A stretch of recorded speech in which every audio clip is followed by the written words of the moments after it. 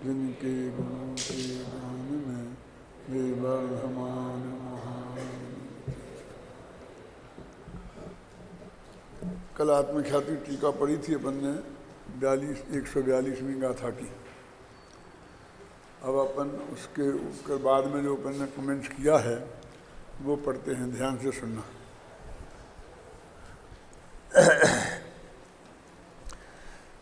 Page number 228, नीचे की 2 पंक्तियां।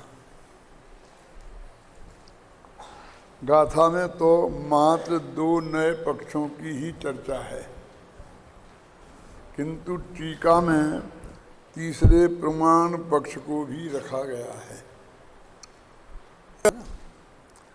जिसमें कहा गया है कि जो ऐसा विकल्प करता है कि आत्मा बद्ध भी है और अबद्ध भी है, वह भी विकल्प का अतिक्रमण नहीं करता, है ना।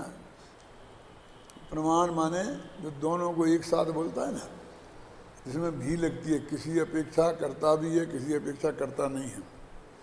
इस प्रकार इसमें न्याय व प्रमाण दोनों के पक्ष का निषेध किया है। कहा गया है कि वस्तु न्यायातीत ही नहीं, प्रमाणातीत भी है। नए पक्ष के विकल्प से भी पार है और प्रमाण के विकल्प से भी पार है, सब प्रकार के विकल्पों से पार है। मैंने विशेष ध्यान दिला रहे, अपन को पूरे 20 कलश बोलते हैं ना, तो उसमें वही आता है, एक नए ऐसा कहता, एक नए ऐसा कहता, और वस्तु तो ऐसी है। तो ये तीसरी जो बात आती है ना बीच में, वो हमारे दिमाग में से रह जाती है। जो अभी आपको शायद 13वीं गाथा है पढ़ा रहे हैं ना, 12वीं 13वीं जो भी, उसमें भी टीका में प्रमाण ने निक्षेप डाले, मूल गाथा में नहीं है ना। भूयत्थेणाभि गदा जीवा जीवाय पुण्य पावन च आश्रय बंध सम्मर बंधु मोक्षो सम्मतम। तो 7 तत्व की बात तो यही है। तो 7 तत्वों में छुपी हुई आत्मज्योति की बात है। फिर प्रमाण नय की चर्चा टीकाकार ने अपनी तरफ से दी, और मेरे ख्याल से पहले कलश में दी और बाद में टीका में। कलश बाद में दिया, मैंने टीका में पहले ले लिया उसको प्रमाण नय निक्षेप, और फिर बाद में वो कलश लिया कि न उदेति नयश्री अस्तमेति प्रमाणम। ये कलश शायद चौथा ही कलश है, 9वां कलश है।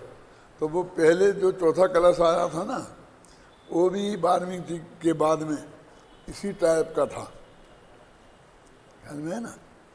और इसमें फिर उन्होंने ये बात टीकाकार ने अपनी तरफ से जोड़ी, और फिर बनारसी दास ने नाटक समयसार में इसमें जो लिखा है ना, प्रमाण को न परिवेश नय को न लेश निक्षेप को वंश विध्वंस हो जाते हैं।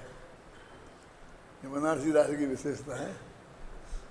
प्रमाण का प्रवेश ही नहीं है, नय का लेस मात्र भी नहीं है, और निक्षेप का वंश, पूरा वंश, मान जितने भी प्रकार के निक्षेप हों उनको विध्वंस हो जाता है, बिल्कुल साफ हो जाता है ना।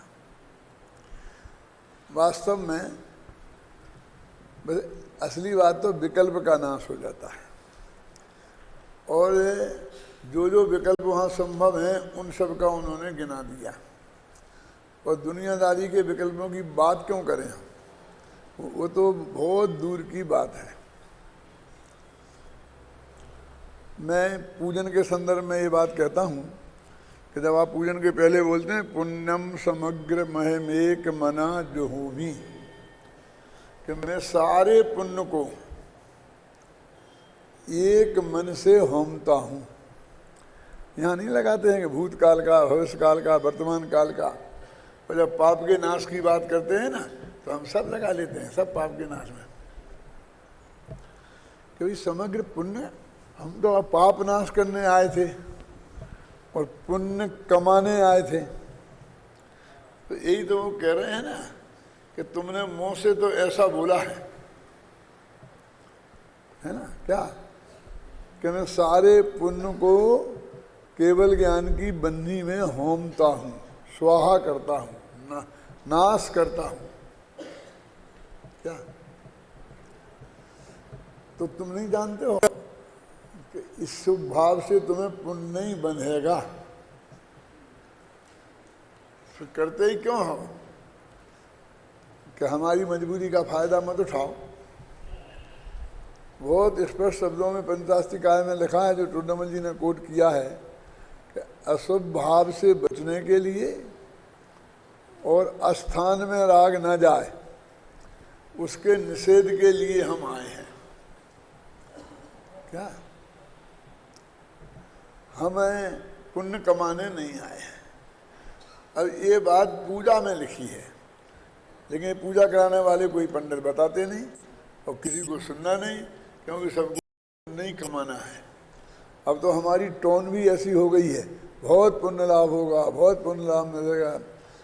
महिलाओं को भड़काते हैं कि भाई पति देगा तो उसका पुण्य पति को मिलेगा, तुम्हें थोड़ी मिलेगा। इसलिए तुम पति की जेब में से चोरी करा करके लाओ और दे दो। ये पुण्य का उपदेश है या पाप का उपदेश है? ऐसी भेद नीति डालने से क्या फायदा है? बच्चे को अलग देना चाहिए, बाप को अलग देना चाहिए, बच्चे का पुण्य बच्चे को लगेगा, बाप का पुण्य बाप को लगेगा। ये क्यों बात करते हो? सीधी कहो ना कि एक जने दो सब अनुमोदना करो। अपने यहाँ तो कृतकायत अनुमोदना का सबका एक सही फल है ना। आपके चित्त में विरोध का भाव नहीं आया और हमेशा यही निकला कि अच्छा किया, कि मैं आज 1 लाख रुपया बोले आया कि अच्छा किया, तो हो गया, हो जाएगा तुम्हारा काम पूरा। तुम तो 1 लाख का कमा लिया, यदि 25-25 लाख में चारों जने दे देते, 25,000 तुम दे देते, 25 में, 25 दो, एक बच्चा दूसरे बच्चे के नाम, क्यों? तो चारों को पुण्य मिल जाता है। कि मिल तो जाता, लेकिन वो 25-25 हज़ार का मिलता ना, जैसे पुण्य तोल के मिलता हो। कि 25,000 का इस भाव हो, पुण्य का कोई भाव हो, क्यों?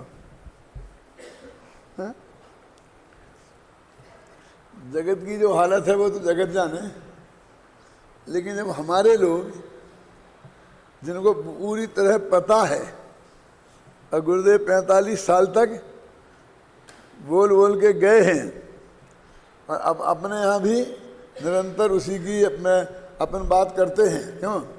तो वहाँ भी लोग वो प्रेरणा देने के लिए उन्हें पास और तर्क नहीं है, और बुद्धि नहीं है, और विवेक नहीं है, क्यों? कि भाई ये विद्यार्थी पढ़ेंगे तो ये बहुत विद्वान बनेंगे, तो ये धर्म आगे बढ़ेगा, लोगों को तत्व समझने को मिलेगा और उनका भी कल्याण होगा। ये तर्क कम है, क्यों? समझ जी, ये प्रेरणा देने के लिए ये तर्क कम है क्या? है? कि तुम तो हमें ये बताओ कि हमें पुण्य बंधेगा नहीं बंधेगा, क्या बात करते हो? ये इतना बढ़िया धर्म के प्रचार का तुम्हारा भाव है तो क्यों नहीं बंधेगा?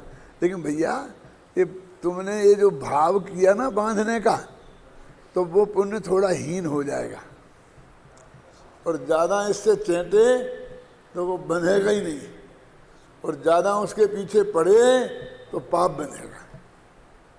ये वस्तु का स्वरूप है ना शांतिलाल जी, ये बताओ ना कि साहब फिर तो कोई देगा नहीं, नहीं देगा तो नहीं देगा, अपने आप का क्या बिगड़ता है? थोड़ा कम धर्म का प्रचार होगा, 2 कमरे कम बनेंगे, बोल बताओ। लेकिन हम गलत मार्ग पे कैसे जाएं और कैसे ले जाएं जगत को? वास्तव में हमें उनका चाहिए ही नहीं, क्या? हमें तो उनका ही चाहिए जिनको ये तत्व ज्ञान अत्यंत प्रिय लगता है, क्या? और इसके प्रचार प्रसार में वो भी शामिल होना चाहते हैं, एक आहुति वो भी देना चाहते हैं बिना किसी कामना के, समझे ना? और जितने विद्यार्थियों के पढ़ने की योग्यता होगी तो उतनी सब व्यवस्था होएगी, बिल्कुल ऑटोमेटिक, विकल्प करने की भी जरूरत नहीं है। वस्तुस्थिति ऐसी है, क्या? ये धर्म के दर्शन किताब में मैंने लिखा सब, कब सन 74 में, कि एक तुम कहते हो ऐसा कहोगे तो लोग दान देना कम बंद कर देंगे, संस्थाएं बंद हो जाएंगी, कि हो जाए ना, ऐसा लिखा पहले। फिर लिखा कि तुम्हारा बहुत बड़ा तुम धोखे में हो, ये दान तो दिन दूना रात चौगुना देंगे और चौगनी संस्थाएं चलेंगी, तुम चिंता मत करो। गुरुदेव श्री ये फरमाते थे कि नहीं फरमाते थे? और वो दिन रात सेठियों की पिटाई करते थे, क्यों? और दान दोगे तो धर्म नहीं होगा, ऐसा बोलते थे। और वहाँ 5 मिनट में बरसता था, और तुम मक्खन लगा लगा करके ऐसा करोगे तो ऐसा होगा, ये हो ऐसा बड़े से पावे चिल्लाते चिल्लाते, भैया मेरा गला खराब हो गया, थोड़ी दया तो करो, ऐसा कहते हैं, ऐसा कहते हैं स्टेज पे, स्पीकर पे।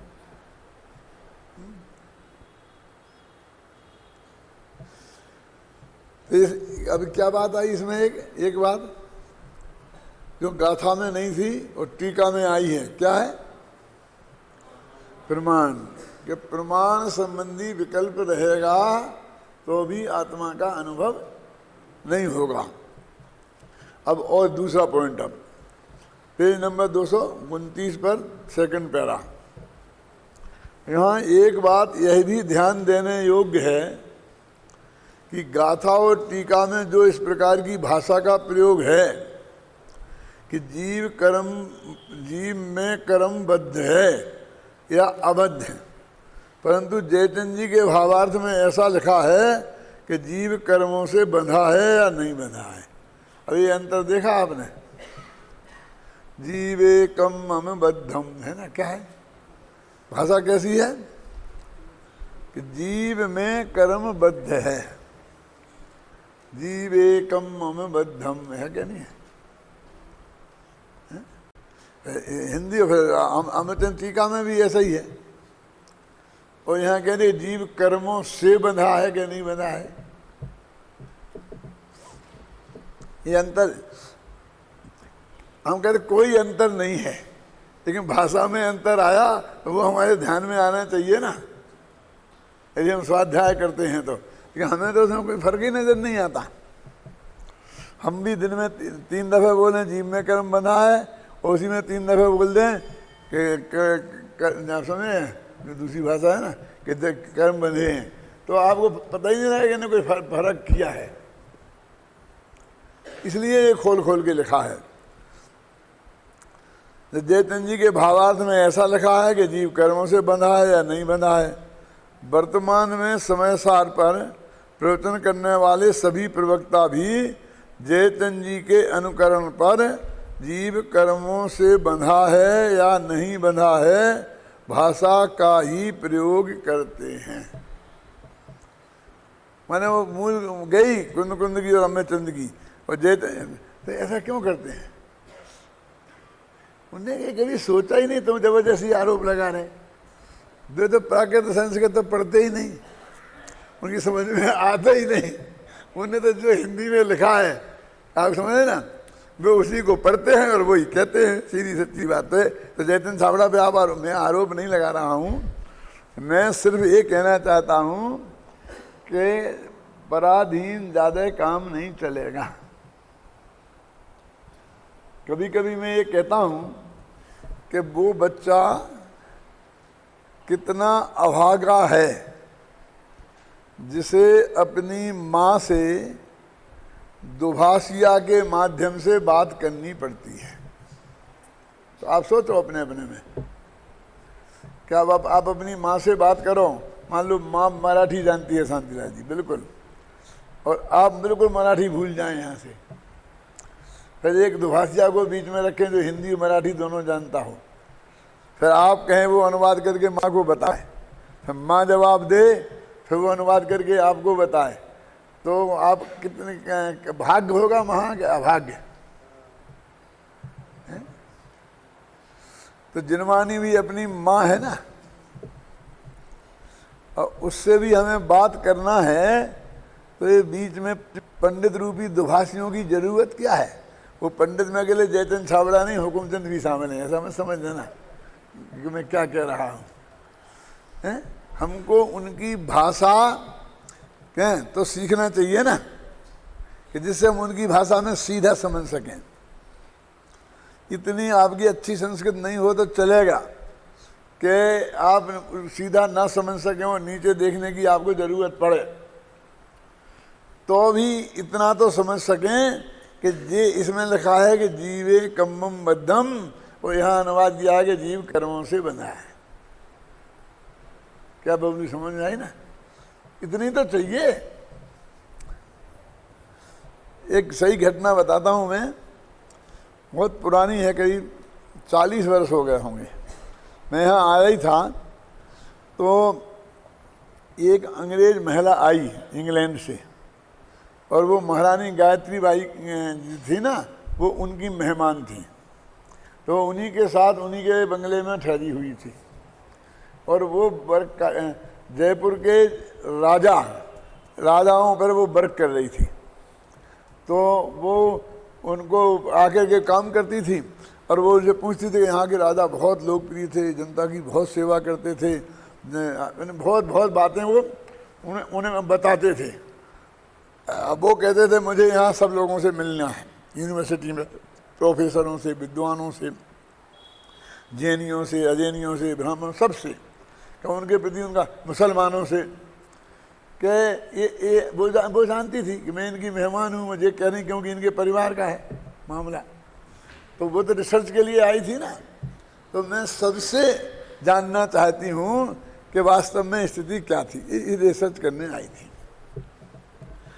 तो मेरे जैन समाज की तरफ से मेरे को याद किया गया, तो मैंने कहा ले आओ यहाँ। गणेश साहब वो वहाँ नहीं आ सकती हैं, ये है वो है वो है क्या। मैंने कहा भाई मैं तो कहीं जाता नहीं हूँ। बोले नहीं, आपको गाड़ी पहुँच जाएगी, ले आएगी, फिर गाड़ी आपको छोड़ के आएगी। हमारे पास गाड़ी आई उनकी, महारानी गायत्री देवी की, और हम गए यहाँ से। और वहाँ ये अपना ये आजकल होटल है, राजमहल है, यहाँ पर रहती थी ना, यहाँ पर स्टेशन के रास्ते में जाते हैं, वहाँ बहुत बड़ा वो है उनका, उसमें हम लोग इकट्ठे मिले। अब मैंने पहले ही कह दिया था कि मैं अंग्रेजी नहीं समझता हूँ, तो दोभाषीय की व्यवस्था करना। तो उस वक्त केवल चंद जी ढोलिया के भाई कोई अनूप चंद ढोलिया थे ना, अब हैं कि नहीं मुझे पता नहीं, वो उनके यहाँ काम करते थे, किसके, महारानी के यहाँ, और उनको दोभाषिया के रूप में वो लाए। अब हमारी बातचीत शुरू हुई, तो वो जो प्रश्न करे और मैं जो जवाब दूं, तो वो उसका सही अनुवाद करके नहीं बताएं, उल्टा बताएं। अब क्यों? कि वो कहें कि यहाँ राजा इतने लोकप्रिय थे, कैसे थे, क्या है। मैंने कहा ऐसा नहीं है, सभी राजा थे, कुछ अच्छे थे, जय सिंह जी वगैरह, लेकिन माधो सिंह के काल में जैनियों पर बहुत अत्याचार हुए, और पंडित टोडरमल जी की हत्या उनने कराई, लेकिन वो बतावे ही नहीं उसे। अब तुम समझेगा नहीं, जो मैं उसे बताऊं वो बतावे नहीं, वो क्या ऐसा ऐसा, हाँ हाँ हाँ। तो मैंने उनसे कहा भाई साहब आप क्या कर रहे हैं, मैं अंग्रेजी नहीं जानता हूँ, इतना सही है, लेकिन आप अनुवाद सही नहीं कर रहे, इतनी अंग्रेजी मुझे आती है।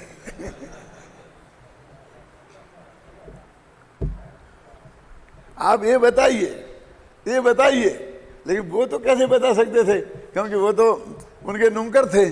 फिर मैंने अपनी टूटी फूटी अंग्रेजी में उसे बताने की कोशिश करी, वो कन्फ्यूजन खड़ा हुआ। खैर जो भी उसने लिखा हो, जो भी समझाया हो, तो मैं आपसे उस उदाहरण से सिर्फ ये कहना चाहता हूँ कि कोई दूसरा ये गाथा का अर्थ ये है और टीका में ये है, तो आप मूल टीका देख के भी तो जान सकें। जयचंद जी की बात नहीं है, बहुत ऐसे लोग हैं जो आपको सुमेर सार की गाथा और टीकाओं का गलत अर्थ बताएंगे, सामने वाले हैं कि नहीं हैं। तो कम से कम हम अपने कॉन्फिडेंस के लिए खुद इतना तो जान सकेंगे जो ये कह रहा है वो इसका अर्थ है कि नहीं। इतनी मातृभाषा तो हमको आते हैं। मातृभाषा माने संस्कृत, प्राकृत मातृभाषा है। अरे भाई हमारी जनमानी माता है, यदि हमारी जनमानी माता है तो हमारी ये मातृभाषा नहीं हुई। ये मैं क्यों कह रहा हूं? इसलिए कह रहा हूं कि हमारे स्वाध्यायी ताराचंद जी समझना, हमें क्या कहें, ये ऊपर को देखते ही नहीं है। ये समझना है, ऊपर को नहीं देखते का मतलब समझना है। देखो ये है ना, इधर से ऊपर संस्कृत है, प्राकृत है, नीचे हिंदी है।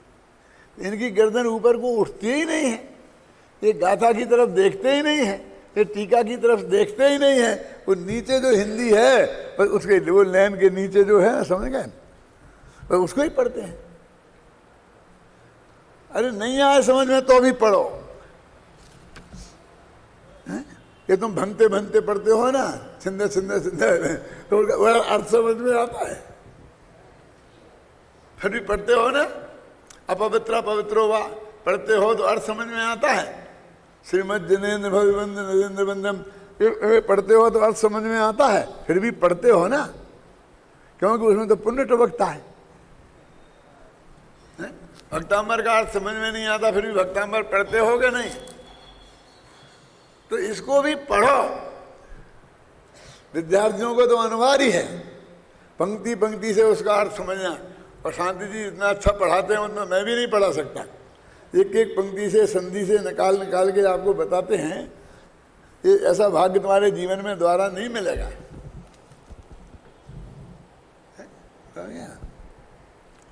उनकी तो ड्यूटी है अक्षर अक्षर से पढ़ने की। मैं भी पढ़ता हूं, समझ लो, उनसे पूरी क्लास सुनता हूं मैं।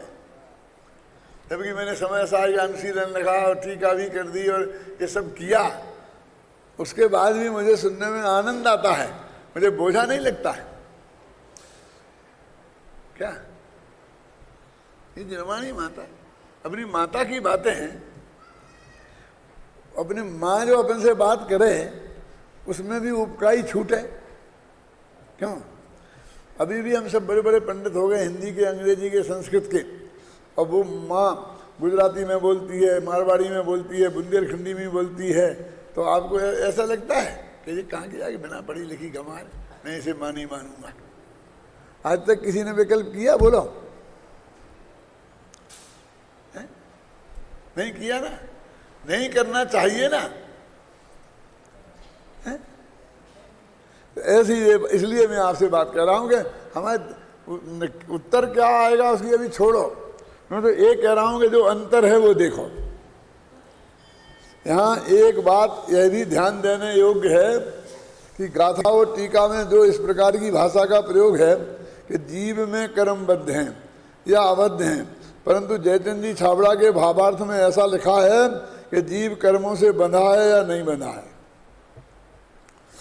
वर्तमान में समय सार पर प्रवचन करने वाले सभी प्रवक्ता भी पंडित जयचंद जी के अनुकरण पर जीव कर्मों से बंधा है या नहीं बंधा है भाषा का ही प्रयोग करते हैं। यद्यपि दोनों के भाव में कोई अंतर नहीं है, तथापि गाथा और टीका की भाषा ही अधिक उपयुक्त, तथापि गाथा और टीका की भाषा ही अधिक उपयोग लगती है, क्योंकि उसमें भगवान आत्मा की प्रधानता भाषित होती है कि जीव में कर्म आगे बंधे हैं, जीव जाके उनमें नहीं बंधा है। समझ गए ना? हमें बहुत बड़ा फर्क हो गया हो ऐसा मैंने जानता हूँ। अभी मैंने देखा नहीं है उस वक्त, लेकिन अभी ये देखना चाहिए कि पंडित जयचंद जी की जो मूल भाषा है उसमें क्या है, कहीं ये अनुवाद में ये नहीं हो गया हो। क्या आप समझे? ये जो अपने सामने अनुवाद आया है वो 3-4 टेढ़ों में टेढ़ होकर के आया है। पहले हिम्मत भाई ने जयचंद जी छाबड़ा की से गुजराती में किया, फिर मैंने सीधे आत्मख्याति सीधी संस्कृत से नहीं किया, और वहां ऐसी प्रवृत्ति थी कि मक्खी की मक्खी मार दो, आप जरा भी वाक्य बढ़िया कर दो तो वो नहीं नहीं नहीं नहीं, नहीं, नहीं। हम बहुत भोगा हैं। फिर उसका पंडित परमेश्वरी दास जी ने हिंदी में अनुवाद किया, और पंडित परमेश्वरी दास जी बहुत उच्च कोटि के विद्वान थे, लेकिन अध्यात्म का रस बिल्कुल नहीं था। इसलिए वे अध्यात्म की कितनी गहरी बातें पकड़ सकते थे ये नहीं। तो वो एक भाषा 3-4 जगह बदल के आए तो उसकी क्या हालत हो जाती है आपको पता नहीं। वैज्ञानिकों ने इसका प्रयोग किया है। क्या किया देखो कि एक 10 आदमी खड़े किए और एक के कान में एक वाक्य बोला, फिर उससे कहा तुम दूसरे से कह दो, फिर उससे कहा तुम तीसरे से कह दो कान में, और कहते कहते 10 में से कहलाया, कहा तुम लिख के दो, तो उसमें लिख के दिया तो वो बिल्कुल बदल गया था। है? क्या फिर उन्होंने दूसरा किया प्रयोग कि हर एक के हाथ में वो जो लिखा बोला वो पर्चा दिया, एक सही लिखा, और फिर कहा तुम इसके कान में बोलो, उसके कान में बोलो, और तुमने कहा तुम सुनो भी और देखो भी। तो फिर बाद में जब अंतिम वाले से बोला तो बिल्कुल शुद्ध आया। समझ ना, अकेले सुनने से काम नहीं चलेगा, सुनने के साथ पढ़ना, बदल जाएगा मामला। ये प्रयोग किया वैज्ञानिकों ने, ये कानों कानों बात जो चलती है, क्योंकि हर एक आदमी की इतनी स्मृति तेज नहीं है और वो उसके प्रति इतना सेंसिटिव भी नहीं है, है?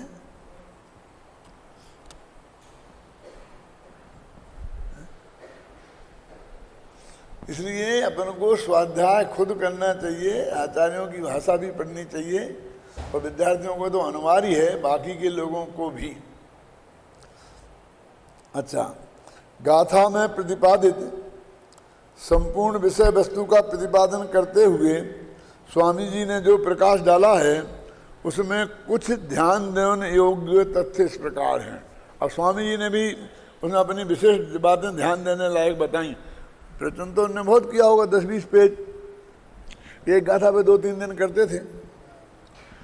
और यदि हूबहू लिखें तो आप जानते हैं, हम रेडियो स्टेशन में व्याख्यान देने जाते थे तो 10 मिनट बोलना पड़ता था। तो 10 मिनट बोलने में फुल स्केप टाइप किए हुए 6 पेज लगते थे। ये जो तीर्थंकर भगवान महावीर किताब है छोटी वाली 16 पेज की, वो सिर्फ मेरा रेडियो का 10 मिनट का भाषण है। तो हो सकता है उसमें बाद में थोड़े करेक्शन किए होंगे, विशिष्ट बातें जोड़ दी होंगी, समझ गए ना। लेकिन वो मूल मतलब उसको आज भी पढ़ोगे आप तो 20 मिनट में पढ़ लोगे, अच्छा पढ़ने वाला होगा तो बहुत से बहुत आध घंटा लगेगा। कल हमारे ऑफिस में एक पत्र आया कि मैंने समय का मोक्ष मार्ग पे कहा, समय सार का समय क्या लिखा, समय सार का अनुशीलन पढ़ा और फिर मैंने वो व्याख्यान सुने, तब मेरी समझ में आया। तो ये सब ऑफिस वाले कहते हैं ऐसा कैसे, उसमें तो लिखे में तो बहुत ज़्यादा व्यवस्थित आया है, अब बहुत बढ़िया आया है, वही इसको सुनने से जो समझ में आया, दोनों मैंने पढ़ा फिर सुना, फिर पढ़ा फिर सुना, और मेरे को 1000 वो CD 215 घंटा की थी हुई उसके पास, वो मुझे बांटनी है सब लोगों को। इसलिए आप तैयार करा दीजिए, मैं मेरी तरफ से बंटवाने की व्यवस्था करिए। ये मैं ये कहना चाहता हूँ कि ये लिख दिया तो बेकार, मुझे मालूम है कि इसमें उसमें क्या अंतर है, क्योंकि वो मैंने उसको पहले टाइप कराया, तो वो टाइप 26 पेज में होता है मेरा 1 घंटे का। अभी रखे मेरे पास, सब उठा के देखना मेरी डोज में यहाँ पर। और फिर मैंने उसे 16 पेज में कवर किया, तो 10 पेज तो छूटे हैं ना। ये रिपीट लगता है, इसकी ज़रूरत नहीं है, लिखने में बहुत व्यवस्थित करते हैं, तब वो ये ऐसा होता है। तो वो जो छूट गई चीज़ वो उदाहरण ही छूटे होंगे, सिद्धांत तो छूटते नहीं हैं। तो उन उदाहरणों से बात उसे स्पष्ट होती है, क्या करें। अन्ना जी ने मेरे से जरूर कहा कि आप तो बहुत काट दिया। मैंने भैया लिखने में तो ऐसा ही आएगा, ये ऐसा नहीं है, ये कूड़ा करकट नहीं जा सकता है। यदि ये ऐसे ही जाना होता तो फिर कोई भी लिख देता, उसे तुम लिखवा करके और छपा देते। मेरे पास आएगा तो इसकी पूरी पोस्टमार्टम होगी। मैं सिर्फ एक कह रहा हूं कि इतना टाइम लगता है, सिर्फ इतना मैटर जाता है 1 घंटे में। गुरुदेव ने को भी अक्षर लिखा ना, आप देख लेना 1 घंटे के प्रवचन में। वो आपके पास किताब है ना, कौन सी, तो उसमें देखो कितना पेज है। उसी 1 घंटे के प्रवचन का मैं 4 पेज में लिखूंगा। आप मुझे डंडा मारेंगे तो भी मैं इससे बढ़ाऊंगा नहीं। और वो पेज कितने, क्यों, रिपीटिशन बहुत होता है। एक बात 4 दफे तो गारंटी से आती है। क्यों कि उनकी ये आदत है कि वो पहले उसको पढ़ते हैं, तो वो भी आ गया ना स्पीकर में, कैसेट में आ गई ना, फिर वो अर्थ करते हैं, फिर अर्थ किया, फिर बाद में पढ़ते हैं। तो अर्थ करने में आ गई, फिर दोबारा पढ़ी तो फिर आ गई, फिर अपन ने वही की वही लिख दी। समझ में आया क्या। यदि उन्होंने 3 दफे पढ़ ली तो 3 दफे तो उनकी वो आ जाएगी, और जो उन्होंने व्याख्या करी वो भी आ जाएगी। फिर वे कहेंगे शेष कल, और फिर दूसरे दिन आएंगे तो फिर रिपीट करेंगे। आप समझ गए ना। उसमें ऐसा होता है। जब ये प्रवचन रत्नाकर का अनुवाद बड़े दादा ने शुरू किया तो इनने पहले ये शर्त रख दी थी कि यदि हुकुमचंद इसका संपादन स्वीकार करें तो ही मैं करूँगा, नहीं तो नहीं करूँगा। तो लोगों ने पूछा ऐसा क्या है। मैंने कहा ऐसी क्या ज़रूरत है, कोई देखना होगा वैसे ही देख लूँगा। नहीं नहीं नहीं, मुझे भी करने में दिक्कत नहीं है। अब मैं भाषा से लेकिन ये देखकर बाद में जो झगड़ा करने वाले हैं लोग, उनसे निपटने की ताकत मेरे में नहीं है। वो तुम्हारे बस की काम है क्या। मैं तो कह दूंगा उनसे कहो। और ऐसा हुआ। रत्नाकर भाग 1 छपा तो शशि भाई और हीरालाल काला झंडा लेके खड़े हो गए कि जैसा नहीं है और ऐसा नहीं है, इतने पेज कम हो गए, इतना ज़्यादा हो गए, इसमें ज़्यादा हो गए, ये हो गए, वो हो गए हैं। बहुत हो हल्ला हुआ गुरुदेव के सामने, उपस्थिति में बोल रहा हूँ मैं, गुरुदेव की उपस्थिति में। तो मैंने कहा कि मक्खी की जगह मक्खी मरवाना हो तो यहाँ दूसरे से करवा लो, हम तो ऐसा ही करेंगे।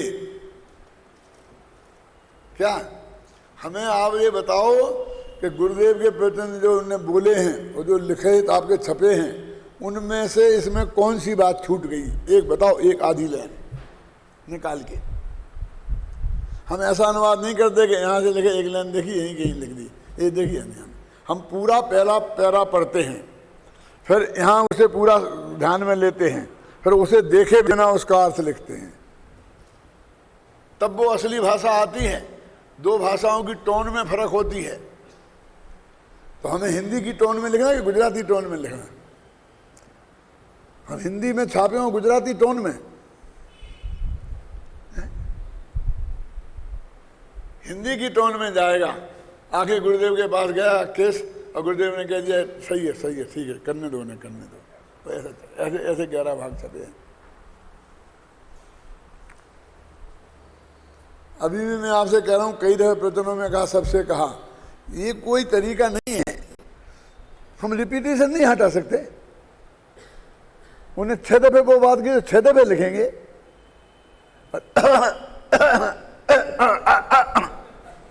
ये भी लिखेंगे।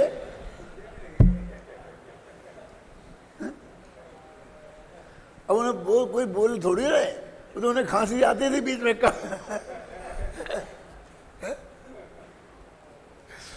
एक दिन मैंने सुना कि शायद गुरुदेव का टेप नहीं चला और कोई पढ़ रहा था उन्हें। मैं अभय जी की आवाज़ थी, मैं जानता हूँ। तो वो बराबर वैसे ही कर रहे थे, मुझे लिखा भी वैसा ही है। अभी क्या कहूँ, वो अच्छी बात है कि आपके पास अक्षर अक्षर पहुंच गया, आप समझेंगे ना। लेकिन अभी क्या करें, उसमें 6 दफे वही बात आई है, फिर वही बात आई है, फिर वही बात आई है, तो लेखनी में ऐसा नहीं चल सकता हमसे। अच्छा ये काम करवाना है तो उसमें पंडित हेमचंद की क्या जरूरत है? क्यों? एक शॉर्ट हैंड वाले को ले लो, यानी अक्षर टू अक्षर ही लिखाना है तो पढ़े लिखे आदमी की जरूरत नहीं है। वो शॉर्ट हैंड वाला पढ़े लिखे में जैन दर्शन का विशेषज्ञ विद्वान की जरूरत नहीं है, उसको है। अभय जी ने बेचारों ने ये किया बहुत मेहनत करके कि वो जो 24 पेज के हैं मेरे ख्याल से, वो फिर तो 24 पेज होंगे देखना, तो उन्होंने उसका 1 पेज में सारांश लिखा, बहुत मेहनत करी। और उन्होंने कहा कि इसके शुरू में ऐसा अंत में कहीं जी 1 पेज छाप दो, वो तो रहने दो वैसे ही का वैसा, क्या तो सारांश लोगों के ख्याल में आ जाएगा। तो कहा ठीक है छाप देंगे, आप तैयार करो। तो उन्होंने बेचारों ने बहुत सी गाथाएं तैयार करके इतना भेज दिया, और वहाँ पर रिजेक्ट हो। नहीं, हम अपन को कुछ नहीं कहा, अपन को तो गुरुदेव ने जैसा किया वैसा ही करना है?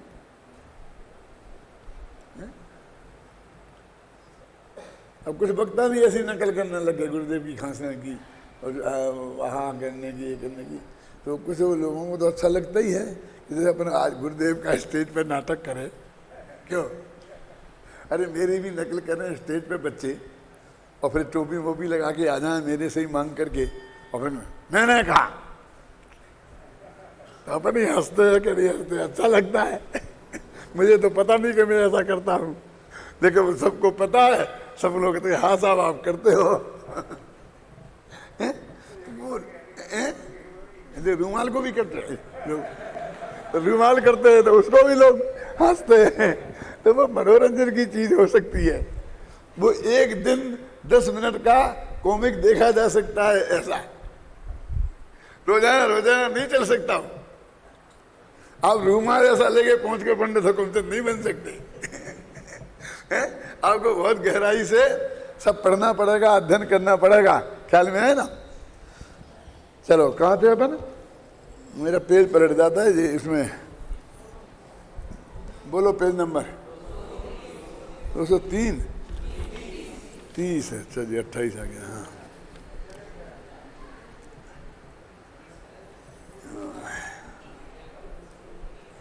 अरे यार तुम अभी 30 नहीं 29 ही में है, गुरुदेव का है ना आत्मख्याति। हाँ यहाँ से है। इसका अर्थ यह है, ये 29 पे ही देखो, इसका अर्थ यह है कि दृष्टि अंतर में झुकते ही जब सभी विकल्प छूट जाते हैं तब शुद्ध आत्मा का साक्षात अनुभव हो जाता है। ये विकल्प हैं, मैं इनको छोड़ता हूँ, ऐसा विकल्प भी नहीं रहता, मात्र अंतर्दृष्टि पूर्वक अनुभव ही रह जाता है। अब ये कुछ विशिष्ट बातें लिखी ना गुरुदेव की, अब इसमें क्या विशिष्ट बात है कि भैया मैं ये विकल्प छोड़ूं, ऐसे विकल्प से विकल्प नहीं छूटते। क्या ऐसा करने से एक नया विकल्प खड़ा होता है।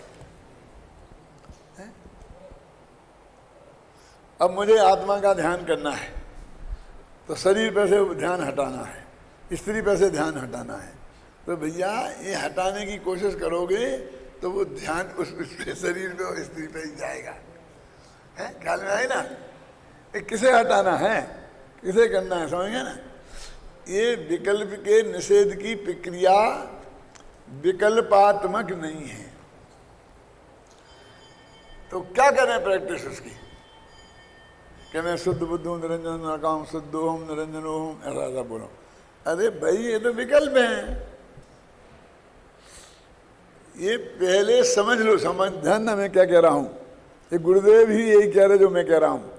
पहले आप पूरी बात समझ लो और समझ के उस निर्विकल्प जो वस्तु स्वरूप है उसमें तुम्हारे को एकदम स्पष्ट हो जाए फिर उसके अंदर की रुचि इतनी तीव्र जागृत हो कि अब तुम्हारा उपयोग उस पर चला जाए डायरेक्ट, तो सब विकल्प अपने आप छूट जाएंगे।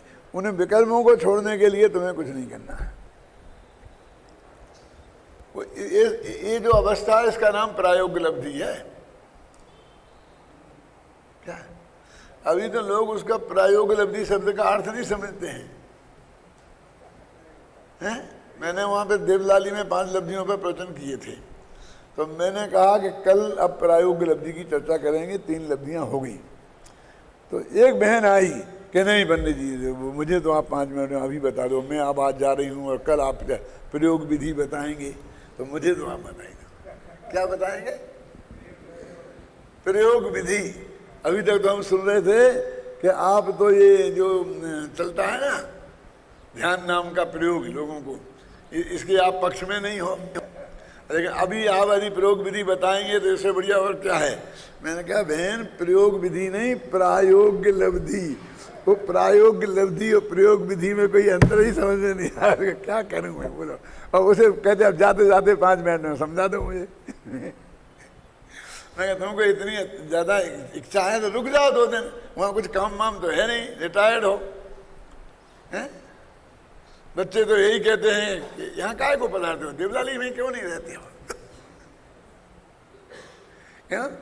क्योंकि उसमें आज़ादी में फर्क पड़ता है ना थोड़ा। क्यों दौड़ के जाते हो वहाँ? नहीं जाना तो है, जाना तो है। अरे प्रयोग विधि नहीं, प्रायोगिक लब्धि। प्रायोगिक लब्धि माने वह विशेष प्रकार की योग्यता कि जब जो तुमने विकल्पात्मक ज्ञान में निर्णय किया है उसकी इतनी तीव्र रुचि हो कि उसको लेकिन डायरेक्ट देखने की तीव्र भावना, तो उसमें से सहज ही सब विकल्प टूटकर निर्विकल्प अवस्था का प्रयोग में हो जाएगा और उसी का नाम फिर वो कर्ण लब्धि होगा। तो कर्ण लब्धि में वो जो कर्मों है वो ऐसा है, आगे को पीछे वाला साथ में आ जाएगा, पीछे वाला आगे का है ना। पर नहीं सुना कभी? अरे सुना तो होगा। तो वो सब करना पड़ेगा ना। अरे कुछ नहीं करना है, ये गिनती करना नहीं योग वालों को करने दो। नहीं वो पीछे वाला हमारा साथ पाले, ऐसा तो ठीक नहीं है। क्यों? इससे तो अपूर्व करण अच्छा है, मैं तो अपूर्व ही करण करूंगी, मैं क्यों अपूर्व करण करूंगी? अनुवृत्तिकरण तो उससे भी बढ़िया है। अरे तुझे कोई कर्ण भरण नहीं करना है, ये कर्ण भरण तो सब होते रहेंगे। ख्याल में है ना तेरे को? और उनकी गिनती करने वाले गिनती करते रहेंगे, पढ़ने वाले पढ़ते रहेंगे और पढ़ाने वाले, तू उनके नाम भी नहीं जानेगा और तेरे को अनुभव हो जाएगा। क्यों? शेर को हो गया था तो आधा प्रोत्कर्ण से अपूर्व कर्ण में गया होगा। 5 लब्धियां हुई थी तो कर्ण लब्धि हुई होगी तो गया ही होगा, उसमें क्या शक है। लेकिन उसे कुछ पता नहीं है। अरे जहां जाना है सिर्फ उसका पता जरूरी है। देखो मैं एक पहला पॉइंट। दूसरा, यहां समस्त नए पक्ष को छोड़ने की बात चल रही है। पीछे 11वीं गाथा में जो यह कहा है, अब गुरुदेव देखो कैसा आगे पीछे से मिलाते हैं। भूतार्थ के आश्रय से जीव सम्य दृष्टि होता है। भूत मस्त दोखणु सम्मा दृष्टि है भाई जीवो। वहां नए पक्ष के विकल्प की बात नहीं है। वहां तो भूतार्थ अर्थात शाश्वत रहने वाले शुद्ध चैतन्य स्वभावमय भगवान आत्मा को ही शुद्ध नय कहा है। कल मैंने कहा था ना, शुद्ध नय के विकल्प को भी शुद्ध नय कहते हैं और शुद्ध नय के विषयभूत वस्तु को भी शुद्ध नय कहते हैं, है ना। भूयत तीर्णा भी गदा जी, यही 11वीं गाथा बोलो, यही है ना 11वीं गाथा बोलो। तो देश दो शुद्ध नयो भूयत मत्स्य दो खरु सम्मा दिट्ठी हवई जीवो। भूतार्थ का आश्रय करे तो भूतार्थ का माने विकल्प का आश्रय नहीं, शुद्ध निश्चय नय का आश्रय नहीं। शुद्ध निश्चय नय की विषयभूत जो वस्तु है, परम शुद्ध निश्चय नय की, उसमें अपनापन स्थापित करे। ये मैं हूँ ये जाने, नय में नहीं कि नय की विषयभूत वस्तु में। लेकिन उसने नय लिखा लिखा रहने तुझे क्या करना। तो यहाँ है, यहाँ ये अर्थ है, हम बता रहे ना। आत्मा को ही शुद्ध ने कहा है और उसके आश्रय से जो स्वानुभव प्रकट होता है उसे सम्य दर्शन कहा है। 11वीं गाथा का देखो, ये वे उनके जो वो 20-20 पेज में किसी मैंने जो छांट के रखे हैं ना, वो कितना मार्मिक है। यहाँ यह कह रहे हैं कि मैं ऐसा हूँ, ऐसे नए पक्ष को छोड़ दे। आत्मा अबद्ध स्पष्ट है, यह तो सत्य है। उस अबद्ध स्पष्ट आत्मा को छोड़ने की बात नहीं है, बल्कि मैं अबद्ध स्पष्ट हूँ ऐसा जो नए पक्ष का विकल्प है उसको छोड़ने की बात कहा जा रहा है। वस्तु में ऐसा पक्ष नहीं है, ऐसा नहीं है, वस्तु में ऐसा है। उस नए ने उस वस्तु को ही कहा है, क्योंकि समस्त विकल्पों को छोड़ता है वही समय सार को प्राप्त करता है, माने अनुभव करता है। यहाँ जहाँ यह कहा है कि ज्ञानी के सभी भाव ज्ञानमय ही हैं, अब देखो वो तो आप पाठ करते हो ना ज्ञान, वो फिर उसे याद कर रहे हैं। मैंने पिछली गाथा का मैंने उनके दिमाग में कैसा रहता होगा, अध्ययन किसे कहते हैं, इसके लिए मैं आपको ये सब सुना रहा हूँ। वहाँ आशय यह है कि ज्ञानी को जो विकल्प आते हैं, करता नहीं, वह उनको मात्र जानता है। उसे कोई राग देश नहीं है, क्यों आए, नहीं आना चाहिए थे, बस आ गए, जान लिया, नहीं आते नहीं जान लिया, जो से आए वैसे जान लेते, क्या है। जो विकल्प हैं उनका ज्ञान स्वयं से उत्पन्न होता है और ज्ञानी उस ज्ञान का करता है, परंतु उन विकल्प का कर्ता ज्ञानी नहीं है। आ गया ना। जिस जाति का विकल्प होता है उसी प्रकार की ज्ञान में सुपर प्रकाशक पर्याय स्वयं से उत्पन्न होती है। ये गुरुदेव के प्रवचन की बात है। इस प्रकार हम देखते हैं कि आत्मख्याति टीका में न केवल समस्त नयों के पक्षपात से पार होने की ही बात है, पर प्रमाण संबंधी विकल्पों से विराम लेने की भी बात है। प्रमाण के विषयभूत वस्तु से नहीं, नयों में विकल्पों से।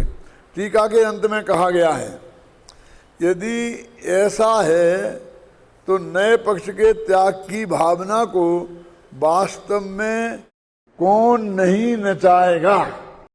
ये अगले कलश की भूमिका बांध रहे वो, ऐसी बात है, ये भेद विज्ञान की भावना ये है, तो कौन नहीं नचाएगा, माने किसके हृदय में वो नहीं नाचेगी। नाचेगी माने अनुभव की बात। अब अनुभव में नाचना लिख दिया तो मैं देखो, तो नाचना लिखा, नाचने लगा तो नाचने लग जाओ। अरे पैरों से नाचने वाला नहीं है काम। उपयोग में वो त्रिकाली ध्रुव का निरंतर बने रहना, उसका नाम नाचना है। ऐसा कहकर आचार्य अमृतचंद्र नए पक्ष के त्याग की भावना वाले 23 कलश रूप काव्य लिखते हैं, जिनमें पहला काव्य इस प्रकार है। अजो क्या कह रहे हो, कौन नहीं नचाएगा। ये इसमें वो ध्वनि आ गई कि वो जो कलश आएंगे वो एक से आएंगे, लेकिन उसमें रिपीटिशन का दोष नहीं है, क्योंकि हम उस भावना को नचा रहे। क्यों?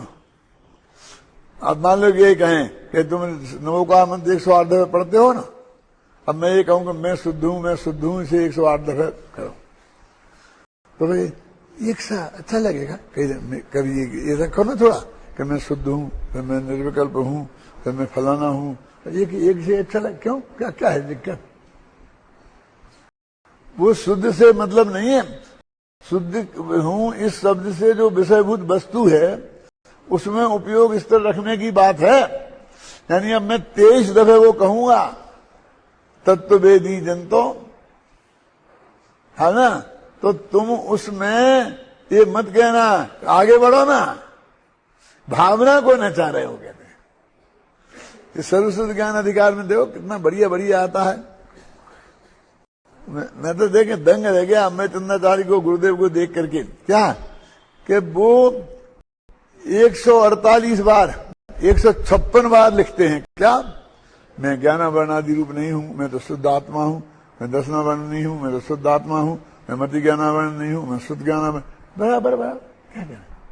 उसको भी वे क्या कहते हैं, नचाना है, संन्यास के है, भावनाओं को नचाता हूं। और उसके अंदर में कलश भी इतने बढ़िया हैं कि उन कलशों को पढ़ करके बहुत अंदर आनंद आता है। वो जो संन्यास की भावना वाले, अमृतचंद्र ने उसमें पूरा अपना हृदय उड़ेल के रख दिया है। क्या भूत का मुझको लगे 108 दफे कैसे लिख दो कि कर्म की 148 प्रकृतियां होती हैं और मैं एक दफे में लगाना। क्यों कर दो, क्या की जल्दी है, तुम्हें कहाँ जाना है क्यों? ये असली बात है, इसके अलग व हटके तुझे करना क्या है? बहुत टाइम लग जाएगा, क्या अपन को टाइम का क्या करना है? अब इसलिए क्या संन्यास की भावना को लिखा ना, नए पक्ष के त्याग की भावना को वास्तव में कौन नहीं नचाएगा। ऐसा कहकर आचार्य अमृतचंद नए पक्ष की त्याग की भावना वाले 23 कलश काव्य लिखते हैं, जिसमें पहला काव्य इस प्रकार है। यही विमुक्त्वा नए पक्ष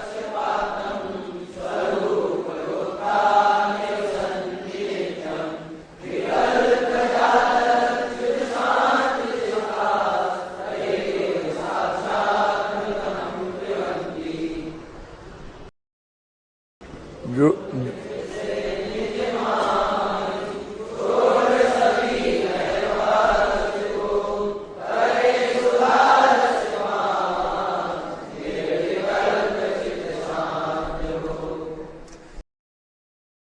ये स्वरूप गुप्ता जो शब्द है ना, ये इनका बहुत प्रिय शब्द है। परम मलधारी देव तो अपने को बहुत विशेषण लगाते हैं और कभी कभी तो वो बहुत अटपटे लगते हैं। क्या आखिरकार गुरुदेव को प्रवचनों में कहना पड़ता है कि आचार्य को ऐसा अभिमान था, ऐसा मत समझना। क्या ये तो कॉन्फिडेंस बता रहे हैं। परमागम का परमा मकरंद मेरे मुख से झरता है। एक जगह तो ये लिखा है, क्यों घबराते हो, मैं खड़ा हूं ना, भयम तिष्ठामा। लेकिन अमृतचंद्र उनसे कई गुणे उच्च कोटि के उनका भावों भाषा भाव सब है, लेकिन वो अपने को कभी कोई विशेषण लगाते हैं तो वो अपना उनका नाम रखा स्वरूप गुप्त। उन्हें अपने लिए यदि कोई नाम का प्रयोग किया है तो स्वरूप गुप्त है। और वो लिखा ना समय सार के अंत में है कि प्रवचन सार के अंत में कि स्वरूप गुप्ता अमृत चंद्र सूर्य न किंचित कर्तव्यम अस्ति। मैंने ये टीका लिखने में स्वरूप गुप्त अमृत चंद्र का कुछ भी कार्य नहीं है। क्या तुमने लिखी नहीं है? हमने तुम्हें लिखते हुए देखी है, देखी होगी, लेकिन वो स्वरूप गुप्त अमृत चंद्र नहीं था। आप समझे ना? यानी वो अपने को सबसे बड़ी उपाधि क्या समझते हैं कि मैं अपने स्वरूप में गुप्त हूं। ये तो विकल्प के काल में लिखी गई, ये तो विकल्प वाला अमृत चंद्र था, समझे ना? ये स्वरूप गुप्त अमृत चंद्र का कुछ भी नहीं है। ये यहां लिखा कि स्वरूप गुप्ता निवसंति नित्यम नए पक्षपातम मुक्त्वा। स्वरूप गुप्त होकर उसमें निरंतर स्वरूप में ही निवास करते हैं। और विकल्प जाल चित, विकल्प जालों से बिल्कुल चित हो गए हैं। इनका चित्त एकदम शांत हो गया है।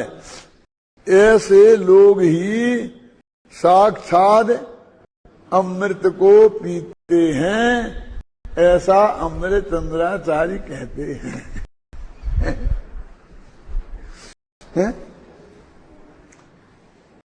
अमृतम पिबंती, कि जो ये करेंगे माने तब तक जो विकल्प में उलझे रहेंगे तब तक तुम अमृत का पान नहीं कर सकोगे। विशेष अर्थ अपन कल करेंगे।